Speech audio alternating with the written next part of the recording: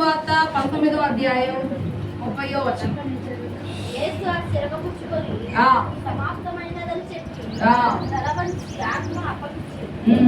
మరి దేవుడు ఇచ్చినటువంటి ఒక కమాండ్మెంట్ తండ్రి.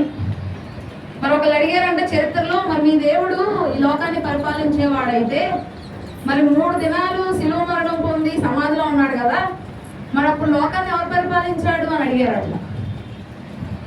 అప్పుడు దానికి వచ్చినటువంటి సమాధానం ఏంటంటే, బైబిల్ భక్తులు చెప్పింది ఏంటంటే, కుమారుడు మరణించాడు, తండ్రి పరిశుద్ధాత్మ అలాగే ఉన్నారుగా, మరి వారు ఈ యొక్క లోకాన్ని పరిపాలించారనేటువంటి సమాధానం. నిజంగా మన క్రైస్తవేతలు చాలా మంది తయారవుతున్నారు ఈ దినాల్లో. మీ దేవుడు అలా కదా, మీ దేవుడు ఇలా కదా.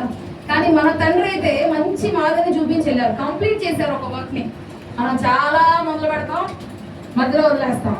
నేను కూడా టీచర్ అవ్వాలని మొదలు పెట్టా, 5.5 సంవత్సరాలు చేశాను, ఇంకా విరామం నేర్చుకున్నాం.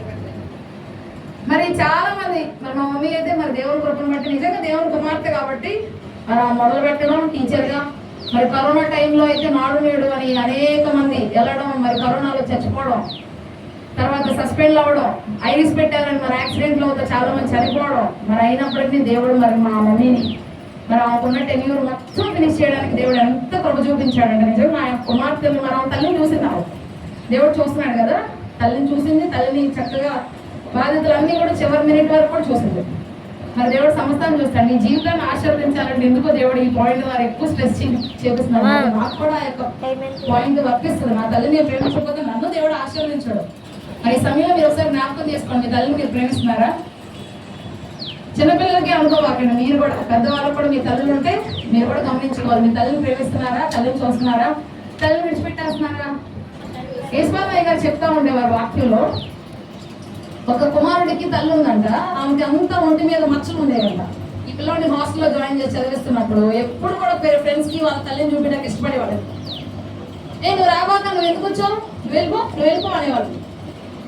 అలా అంటున్నప్పుడు తల్లి బాధపడతా ఏడ్చుకునేదంట. ఒకరోజు చెప్పారంట, మీ అమ్మకి అట్లా మచ్చలు అనడానికి కారణం ఏంటో నీకు తెలుసా?